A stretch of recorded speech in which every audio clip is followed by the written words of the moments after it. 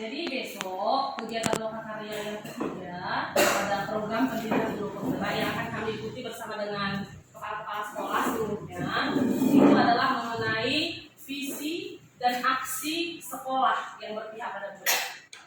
Jadi kita diminta untuk mempersiapkan usulan apa kira-kira visi dan aksi yang akan kita lakukan yang berpihak kepada murid di sekolah kita ini. Jadi untuk persiapan kegiatan lokakarya besok yang akan kami ikuti dengan Bu Mas Lia, ini ada beberapa hal yang ingin saya ajak Bapak Ibu semuanya untuk mendiskusikannya. Jadi nanti mungkin nanti saya ajukan beberapa pertanyaan sama Bapak Ibu. Saya mohon untuk direspon. Boleh mewakili per bidang studi boleh, atau siapapun yang memang mau merespon boleh. Oke, jadi pertanyaannya sebenarnya hanya ada 2 bagian pokok, tapi mungkin beranak pinak, tapi nggak terlalu banyak anak-anak. Sedikit aja ya Bapak Ibu. Oke. Untuk yang pertama, ini mengenai pelaksanaan proses belajar mengajar yang selama ini telah kita laksanakan di sekolah kita. Jadi kita diskusikan di sini bersama-sama berdasarkan pengalaman Bapak dan Ibu guru semuanya di sekolah kita ini. Kira-kira apakah kita di sekolah ini sudah melaksanakan proses pembelajaran yang berpihak kepada murid? Jadi mungkin Bapak Ibu agak masih asing dalam istilah berpihak pada murid ya. Jadi saya jelaskan sedikit. Kalau istilah Bapak pendidikan kita Ki Hajar Dewantara itu sebenarnya menghamba pada murid. Tapi kalau kita pakai istilah menghamba, kayak terkesan kita kayak menyembah kayak apa gitu ya. Jadi sesuaikanlah ke masa modern sekarang ini dengan istilah berpihak kepada murid. Kalau di zaman Ki Hajar Dewantara dulu mereka pakai istilah menghamba pada murid. Jadi kalau pembelajaran yang berpihak pada murid itu Bapak Ibu, itu adalah pembelajaran di mana kita benar-benar melaksanakan prosesnya itu untuk kepentingan murid. Jadi orientasi kita dalam mengajar itu adalah murid, bukan diri kita. Terkadang tanpa sadar saya pribadi juga sebelum mengikuti pendidikan guru penggerak ini, orientasi saya mengajar itu adalah diri saya. Kalau saya merasa anak ini memang nggak bisa saya ajar, ya udah, daripada saya capek, daripada saya stres, daripada segala macam, itu berarti orientasi adalah diri saya. Nah, jadi kalau pembelajaran yang berpihak pada murid itu adalah pembelajaran yang benar-benar kita lakukan demi kepentingan murid. Apa kebutuhan murid, kebutuhan belajar murid. Nah, itu yang kita lakukan dalam proses pembelajaran. Jadi yang saya mau diskusikan di sini adalah kira-kira kita di sekolah ini Bapak Ibu guru apakah sudah pernah melaksanakan proses pembelajaran yang berpihak kepada murid. Jadi saya mohon responnya dari 1 atau 2 orang boleh, silakan. Ayo, yang setuju juga boleh. Kita diskusi ya Bapak Ibu ya. Jadi kita sharing, saling berbagi praktik baik, saling berbagi pengalaman. Ayo Bapak Ibu. Ya, nggak usah kerjakan, mungkin kita nih. Kan kalau sudah dilemparkan, nanti kita diskusikan apa dikasih masukan. Ya kita nih Bu, walaupun di video bukan mau untuk apa itu, istilahnya malah justru karena kita kan keluarga besar ini, kita keluarga istilahnya ya relax aja, santai aja ngomongnya walaupun ini kan forum diskusi istilahnya, bukan forum yang formal kan. Coba mungkin mewakili dari bidang studi bahasa Inggris. Nah, saya minta responnya dari guru bidang studi bahasa Inggris. Boleh Bu Rati atau Bu Dila boleh, karena kebetulan Bu Desi sebagai kameraman woman.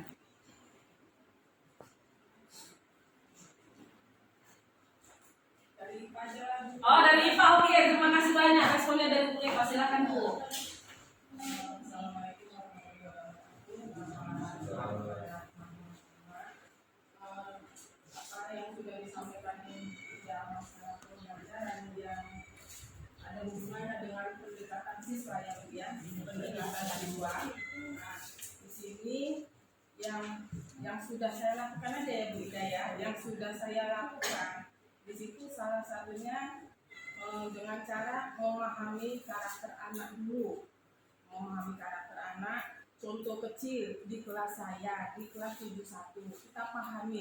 Di situ saya data dulu, karena kan dari segi EQ dulu, pendekatan anak dari masalah segi EQ. Di situ ada anak yang sudah, ada yang belum bisa membaca, jadi nggak saya samakan kemampuannya sama anak yang sudah semua bisa mengikuti gitu. Di situ saya kasih pendekatan tersendiri, nggak saya sudutkan kan gitu. Terus setiap ada soal-soal gitu, saya beri soal khusus untuk anak ini.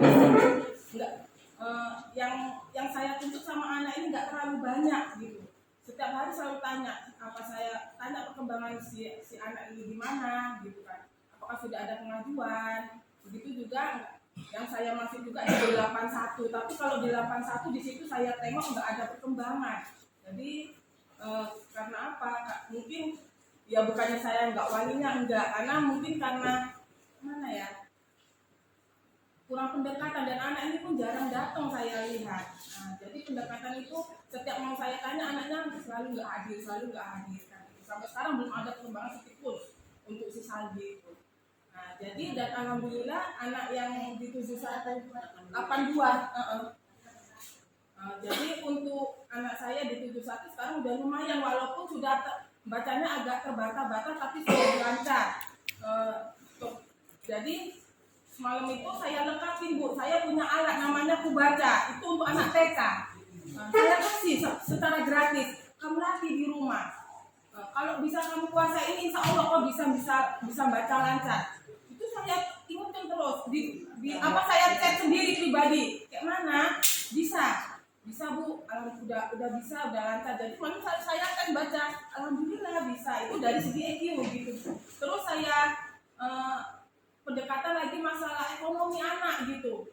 Kami kan ada uang kas kan, Bu, dan itu kan atas kemauan anak. Ada anak yang memang kemampuannya nggak bisa bayar, udah nggak saya paksakan gitu. Ayo kita gotong royong. Kalau ini ya program kita ya untuk kita, bukan untuk siapa-siapa, dan uangnya pun bukan saya yang megang, bendahara sekolah. Setiap kelas, bendahara kelas gitu. Nah, itulah salah satu pendekatan yang saya lakukan untuk anak-anak gitu. Dan rasa pendekatan ini ibarat saya lah mamanya, jangan saya dianggap sebagai danger di guru yang gitu ya. Itulah pendekatan kasih sayang juga sama anak-anak yang ada di sekolah kita. Oke, terima kasih. Assalamualaikum warahmatullahi wabarakatuh. Terima kasih buat responnya ya, Bu Supiati mewakili guru IPA. Jadi saya bisa simpulkan tadi dari respon Bu Supi berarti sudah menerapkan pembelajaran yang berpihak akademik ya. Oke, jadi saya minta satu lagi lah sebelum kita lanjut ke berikutnya. Mungkin dari matematika. Kalian semua. Silakan Bu Sri. Ya. Nanti yang kuala tres. Iya, kuala sendiri yang ya. Iya. Assalamualaikum warahmatullahi wabarakatuh. Ya, kita lanjuti dari pertanyaan Bu Ida, apakah pribadi apakah saya sudah menerapkan pembelajaran yang bersifat kepada siswa atau belum? Kalau saya jujur secara pribadi belum 100%. Kenapa saya bilang belum? Kalau tadi mungkin Bu Supri bilang ibu itu sudah bisa memahami karakteristik siswa per siswa. Kalau saya jujur saya belum bisa. Saya masih memang tidak sepenuhnya metodenya itu seperti yang dulu. Mungkin seperti yang dulu kita sama lah Bu Ida. Apalagi ini matematika kan. Jadi kadang kita kalau anak nggak bisa kita sering salah sendiri, emosi. Tapi pembelajaran saya yang sekarang saya buat lebih enjoy. Caranya seperti apa? Saya lebih banyak menggunakan metode diskusi. Artinya saya lebih banyak melibatkan anak untuk membantu anak teman yang lain atau tutor sebaya. Karena kadang anak-anak itu banyak yang malu, sungkan bertanya sama guru. Lebih enak dia mungkin temannya yang mengajarkan. Itu yang pertama. Kemudian yang kedua, saya juga selalu mengatakan kepada siswa setiap mulai pembelajaran, saya tidak pernah menekankan anak itu harus pintar matematika. Kenapa? Karena setiap saya mulai belajar, saya selalu mengulangi yang lalu itu tetap saya ada buat pertanyaan, hanya untuk mengingatkan. Karena saya selalu bilang sama anak-anak, saya paham, ibu maklum, kalian itu nggak akan bisa mengingat semua pelajaran karena bukan cuma pelajaran saya, tapi pelajaran lain 10 pelajaran harus kamu ingat. Jadi memang saya harus maklum, setiap hari harus tetap mengulangi minimal sedikit. Dan sekarang saya tujuannya itu nggak mencapai target, yang penting anak-anak itu mau kerja, nggak saya paksa mereka harus bisa, enggak, karena mungkin memang mereka ada yang memang tidak di bidangnya di matematika gitu. Tapi saya harus paksa mereka harus mau usaha, minimal mereka ada ngerjakan atau diskusi, masalah benar atau tidak itu belakangan. Kalau saya seperti itu yang saya terapkan sampai sekarang. Jadi mungkin kalau dibilang berpihak kepada anak 100% enggak juga, tapi dibilang ya mau saya juga, iya enggak juga. Tali ulur lah seperti itu. Itulah yang saya terapkan. Terima kasih. Assalamualaikum. Jadi sebenarnya kalau yang saya simpulkan dari respon Bu Sri, kalau saya pribadi menilai itu sudah masuk ke berpihak pada mungkin kalau dikatakan tidak 100% dari segi mengenal seluruh murid pribadi, karakternya gimana, mungkin itu masuk Bu Sri. Tapi kalau saya menyimpulkan itu sudah pembelajaran yang berpihak pada murid. Nah, jadi terima kasih buat responnya ya Bu Sri, Bu Supi. Nah, yang kedua yang akan kita diskusikan adalah kira-kira ketika Bapak Ibu mau menerapkan pembelajaran yang berpihak pada murid tadi, apa tantangannya Bapak Ibu ada? Tantangan kira-kira yang kita mau menerapkan gitu ya, kita mementingkan murid, tapi tantangannya apa kira-kira? Ada tantangan pasti ya di lapangannya. Kira-kira apa tantangannya? Mungkin dari yang lain mungkin ya. Kita tolong responnya Bapak Ibu. Laki-laki lah, Pak Roji, Pak Ilham. Boleh Bu Susan. Oh, silakan Bu Susan. Menurut pribadi saya, yang menjadi tantangan dalam penerapan pembelajaran yang fokus dengan peserta didik, pencapaian kurikulum, karena sekarang kita tetap ditargetkan dituntut dengan kurikulum yang diberlakukan, gitu kan. Mungkin bisa diterapkan atau belajar menerapkan fokus terhadap pembelajaran peserta didik yang berperan peserta didik yang berperan besar, tapi pencapaian kurikulum ini mungkin jadi terulur, jadi terkendala untuk pencapaiannya. Itu menurut saya. Tantangannya berarti tuntutan kurikulum lah ya. Oke, baik. Oke, silakan Pak Roji. Menurut saya kalau tantangannya kalau misalnya saya melakukan kegiatan pembelajaran berpusat kepada murid dengan memperhatikan kebutuhan murid satu persatu, ya menurut saya tantangannya itu paling terberat di waktunya. Soalnya kan pasti setiap murid kebutuhannya beda-beda. Kalau mau diikutin satu-satu kan nggak cukup yang 30 menit yang waktu kita itu. Itu tantangan terberat menurut saya. Oke, jadi mungkin tantangan yang dihadapi Pak Roji itu tantangan kita sebagian besar ya semua ya, hampir rata semua mungkin ya. Jadi Pak Roji itu mewakili kita semua kayaknya ini, ya termasuk juga yang tadi disampaikan oleh Bu Susan. Tapi mungkin barangkali ada yang mau nambahkan, mendapatkan tantangan yang berbeda dari Bu Susan dan Pak Roji. Silakan Bapak Ibu. Iya, silakan Bu Ade. Makasih. Assalamualaikum warahmatullahi wabarakatuh. Kalau menurut saya tantangan itu khususnya di kelas 7 ya Bu. Kalau ke kelas 7 ini kan masih pancaroba. Pancaroba itu dari kelas 6 masuk kelas 7 kan kita harus ekstra kurikuler memperhatikan mereka. Tingkah laku mereka khususnya kayak seperti saya, anak saya sendiri aja di 75. Mereka itu kan karakternya berbeda-beda. Ada yang karakternya harus ditegur, ada karakternya harus kita, nak seperti ini begini-begini, kamu kekurangannya di sini kan begitu. Karena satu sisi di khusus di kelas saya itu ada 2 anak yang tidak pandai membaca. Nah setiap hari saya masuk itu tantangan saya itu anak tersebut biarlah habis saya 1 les, tapi anak tersebut di samping saya. Saya suruh dia, nak tolong 2 kata aja. Kenapa? Saya merasa sebagai wali kelas itu bertanggung jawab penuh. Kalau anak ini tidak bisa membaca, bagaimana lagi nanti ke kelas 8? Nah saya tekankan sama mereka, kenapa nak? Setiap kali masuk, di mana kurangnya? Karena dari satu sisi kurangnya mereka itu yang tidak memandai membaca ini, kurangnya kasih sayang orang tua, yang tidak memperhatikan khususnya anak saya si Teguh. Nah orang tuanya itu dari mulai jam 5:30 dia sudah pergi. Tidak ada anak itu. Nanti jumpa ke anaknya nanti jam 8. Sedangkan itu orang tua laki-lakinya sudah tidak ada Bu. Bisa. Nah abangnya juga bekerja. Katanya di Pekanbaru saya tidak tahu. Dari sebelahnya itu neneknya juga tidak open dengan dia kan begitu. Jadi anak itu bisa bersanding. Itu tantangan bagi saya. Nah kalau yang namanya satu lagi si Radit. Nah memang anaknya itu mau tapi banyak bloknya. Nah kamu kenapa nggak belajar? Saya les, tapi lesnya nggak tahu saya. Setiap hari itu setan, setiap hari setan. Mana buku les? Mana? Tapi tidak ada. Itu tantangan sama saya. Bagaimana menciptakan anak itu istilahnya biar bisa mau. Kan kadang-kadang kasih ke mereka khusus grup kami kan Bu, mapel saya khusus PKN, saya share, ini nak ya, pahami ya nak. Nah, kalau kamu tidak paham dengan materi yang saya kasih, kamu share saya, Bu ini maksudnya apa, biar saya terang. Makanya itu tantangan sama-sama saya. Nah kalau anak-anak saya rasa kalau tantangannya kalau anak pergaulan itu ya, mereka sering saya tegur, apalagi balap-balapan, itu tantangan. Saya rubah jangan seperti itu, apalagi saya sudah dapat, anak saya juga sudah ikut sama abang kelasnya, nggak perlu saya kasih tahu itu sudah mulai pandai merokok. Tantangan saya panggil, saya kasih nasihatin, mungkin mereka sudah bisa berubah. Makanya setiap saya apel boleh tanya sama Pak Rudi, saya tekankan sama yang kelas 9, tolong jangan ajari adik-adik, apalagi anak saya sudah kena, 2 orang sudah kena. Itu setiap hari saya tanya. Nah itu tantangan sama saya. Yang hanya itu masukan sama ibu. Saya ucapkan Assalamualaikum warahmatullahi wabarakatuh. Oke, terima kasih ya Bu Adi. Jadi kalau saya dengarkan tadi apa yang disampaikan Bu Adi, saya simpulkan tantangan yang dihadapi Bu Adi itu karakter dan perilaku siswa serta latar belakang keluarga ya.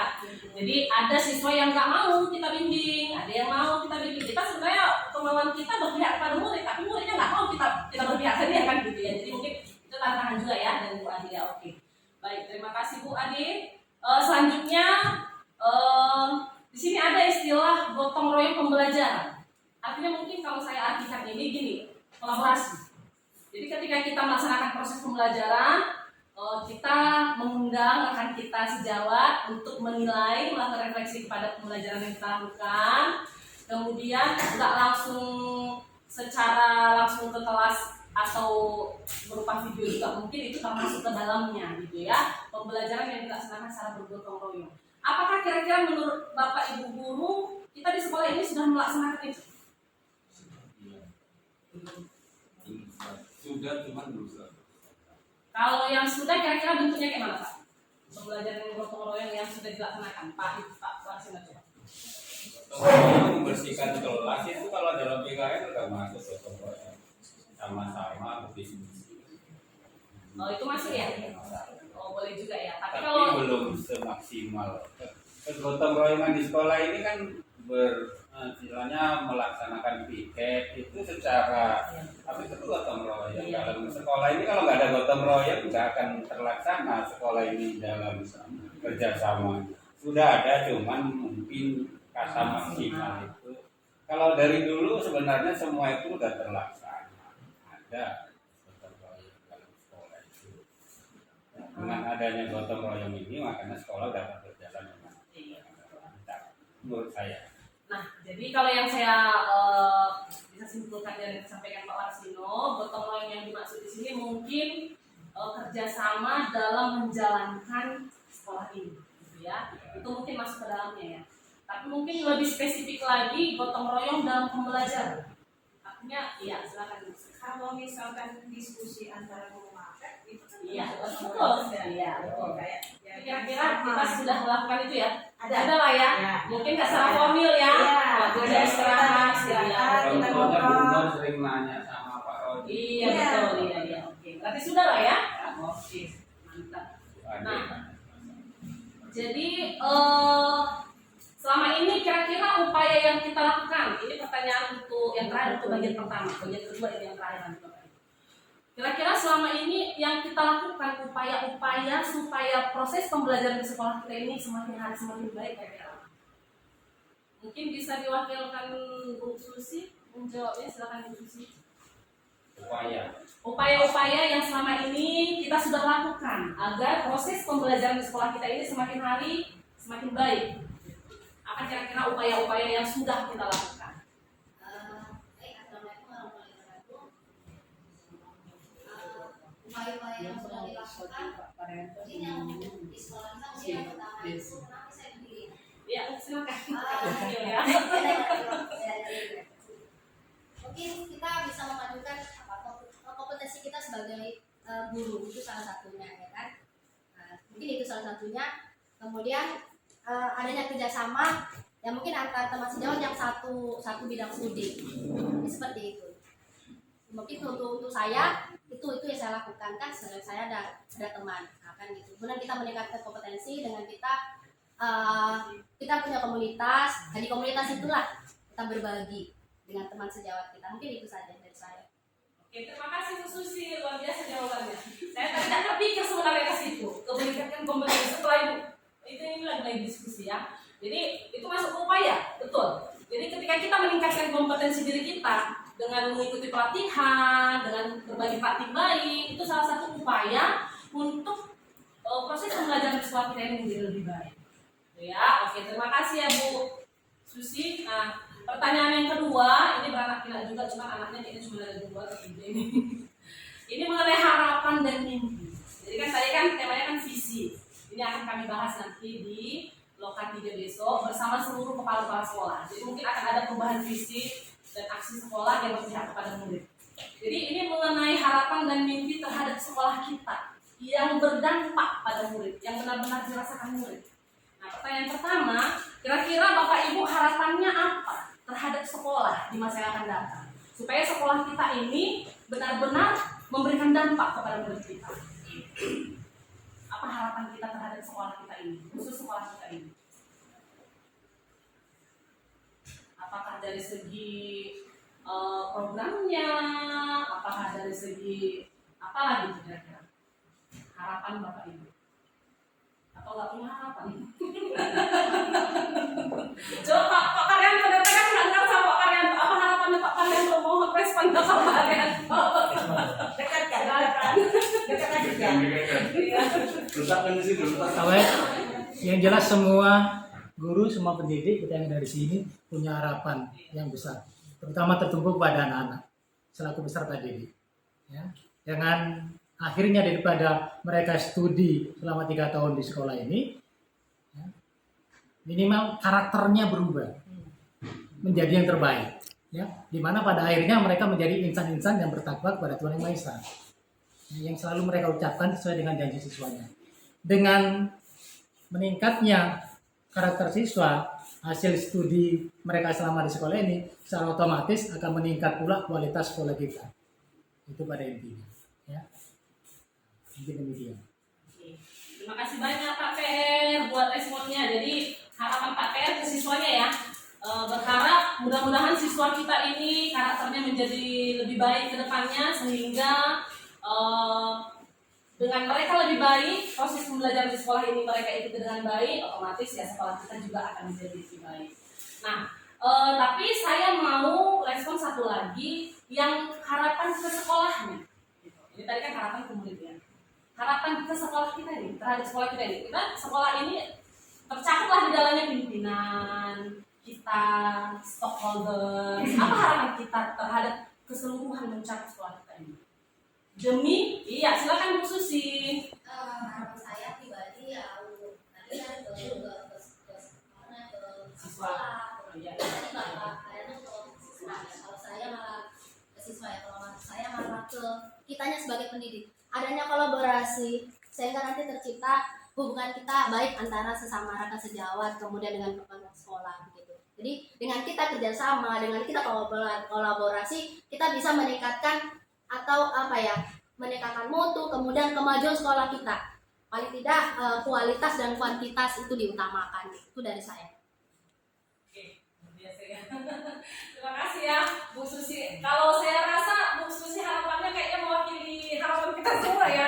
Ya enggak, Bu Susi? Iya, sama ya. Iya kan? Oh enggak, oke, ada harapan dari Pak Edi, silakan. Oke, saya kebetulan tenaga kependidikan, bukan tenaga pendidik yang selalu nggak diperhatikan oleh pemerintah. Enggak, karena selama ini kan semuanya hanya pendidik, kependidikan enggak.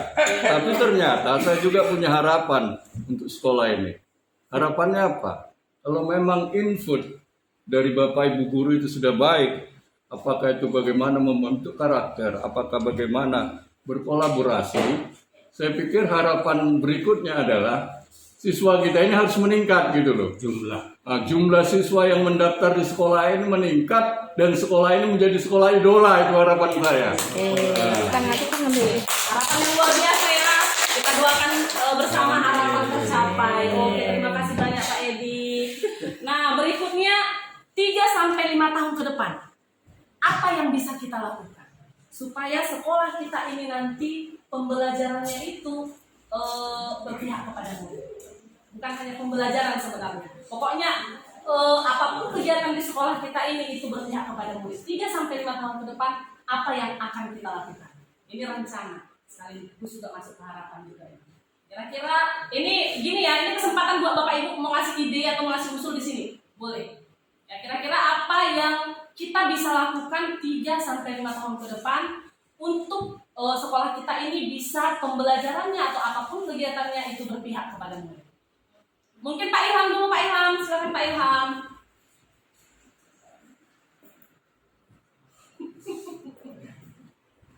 Apa lagi semalam? Apa yang bisa kita lakukan Pak Ilham menurut Pak Ilham? Kameranya belum deket. 3-5 tahun ke depan. Oke, terima kasih Bu Ida.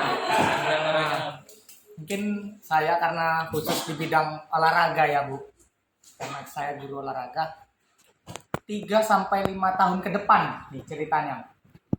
Ya mungkin ini entah kemungkinan, entah mimpi saya juga.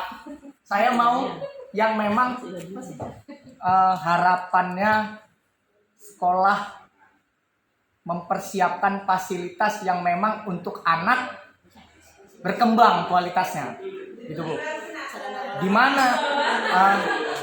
Di mana berkembangnya? Karena di asahan ini ada yang olahraga yang tiba-tiba ada, tiba-tiba hilang, tiba-tiba ada. Contohnya apa? Atletik itu ada dari dulu, tapi setiap bulan 3 aja baru timbul inspirasinya dari atasan sana. Tiba-tiba minggu depan kita ada lomba ini. Mungkin kalau bola voli, sepak bola itu anak-anak udah awam. Tapi kalau atletik yang lari cuman sekedar lari dari kejaran guru. Kalau lompat hanya sekedar lompat pagar, dikejar guru kan gitu. Belum ada yang pembinaan yang bisa kita buat di sini, kita tekankan lah gitu untuk mungkin 3-5 tahun ke depan. Itu mungkin menurut saya Bu Ida. Terima kasih. Terima kasih ya Pak Ilham. Berarti dari bidang olahraga ya. Kalau bisa 3-5 tahun ke depan ada fasilitasnya dilengkapi, fasilitas olahraga khususnya ya untuk mengembangkan minat dan bakat siswa di olahraga. Mungkin ada tambahan Bapak Ibu, Bu Putri lah dulu. Dari tadi aku dengar dengar suara dari Bu Putri. Oh lagi nggak enak badan. Bu Dila atau Bu Rini? Oh Bu Rini, ya ini dia, ini banyak ini pasti nih ide-idenya ini Bu Rini. Oh siapa? Oh nanti. Oke, harapan saya Bu, seperti yang kita ketahui ya kan, kalau pembelajaran berpusat pada anak, biasanya anak itu lebih tertarik kalau kita mengajar itu ada media, seperti ada infokus di dalam kelas gitu kan. Karena anak ini kan lebih senang dia melihat daripada kita hanya mencontohkan ucapan-ucapan saja gitu kan, atau kadang kita mencontohkan lingkungan yang ada gitu di kelas gitu kan. Tapi kan lebih menyenangkan lagi, lebih interaksi lagi mereka kalau melihat langsung dari layar gitu. Ada infokus. Jadi saya berharap beberapa tahun kemudian di dalam kelas itu masing-masing ada infokus gitu. Jadi kita sebagai guru juga menyiapkan materi-materi pembelajarannya enak gitu, menyampaikannya ke anak-anak juga tertarik dengan apa yang kita bawakan gitu. Tidak apa daripada hanya sekedar berpatok contoh ke buku saja gitu. Menurut saya gitu. Kemudian seperti tadi lah kompetensi yang harus kita tingkatkan. Sebagai guru harus menggunakan metode-metode untuk lebih bagaimana pembelajaran itu yang inovasi di dalam kelas. Tuh juga saya kepingin juga adanya nanti lab bahasa Inggris. Jadi ketika anak-anak pelajaran listening, mereka bisa masuk ke dalam lab itu. Ya, dan kemudian itulah tadi fokus tadi. Mulu-mulu kali, tinggi kali harapannya. Jadi sebenarnya itu harapan kita semua udah lama itu harapan itu, tapi tertunda. Ya, benar ya. Jadi kesempatan ini kita ungkapkan itu. Jadi Jadi ibu pimpinan kita bisa mempertimbangkannya. Bagaimana pun caranya nanti ya bisa dipertimbangkan Bu ya. Jadi ini harapan, namanya harapan. Oke Bu, namanya juga harapan ya kan. Bukan terpendam. Bukan terpendam ya. Memang sudah dipikirkan. Oh, sudah Tapi dipikirkan karena sebenarnya. sesuatu. Sesuatu. Inilah malah nggak terwujud. Oke. Sesuatu. Tentunya. Kalau Jualan memang sendiri boleh. kan nggak nakal. Kalau mampu pasti disediakan. Sediakan. Karena Sesuatu. Oke, jadi mungkin udah, kalau saya rasa udah cakup lah ya, pasti ada semua ya. Oke, ya terakhir pertanyaan terakhir ya, iya. Pak. Ini pertanyaan terakhir. Memang betul itu. Aturan Mau soal juga ya Pak ya. bukan. Memang waktunya sudah hampir. Oke, terakhir ya Bapak Ibu ya. Ini yang terakhir. Ini kita bercermin ke diri kita sendiri. Kira-kira Bapak Ibu akan menjadi guru seperti apa di masa yang akan datang? Kita pribadi ya, tanya ke diri kita pribadi ya. Jadi ini mungkin lebih banyak yang merespon, saya harap. Kira-kira kita ini akan menjadi guru seperti apa di masa depan? Guru yang ditunggu siswa. Guru yang Kita nggak datang diharap kalau bukan datang lagi. guru yang dirindukan. Dia yang datang mungkin boleh gitu. Itulah kita harus belajar ke situ bagaimana sikap kita sama si siswa tersebut dari segi pembelajaran dan segi ramah tamahnya semua. Guru yang dirindukan dan diharapkan kehadirannya ya, bukan justru bersorak-sorai kalau kita nggak hadir ya. Betul. Oke, pokoknya kalau zaman baik sekarang Bu Rini tadi nggak jadi sama Bu Rini. Bagaimana Bu Rini? Kira-kira Bu Rini nanti ke depannya mau jadi guru seperti apa Bu Rini?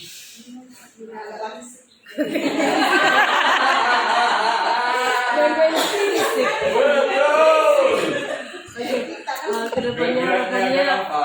semoga bisa menjadi guru yang benar-benar bertanggung jawab melaksanakan tugas kita. Tanggung jawab. Guru yang benar-benar bertanggung jawab ya. Jadi Terhadap tugas. balik lagi itu keberpihakan pada murid. Ketika kita berpihak pada murid, bel, ting ting ting ting. Nggak kita tunggu 5-10 menit kita langsung iya tanggung jawab langsung masuk.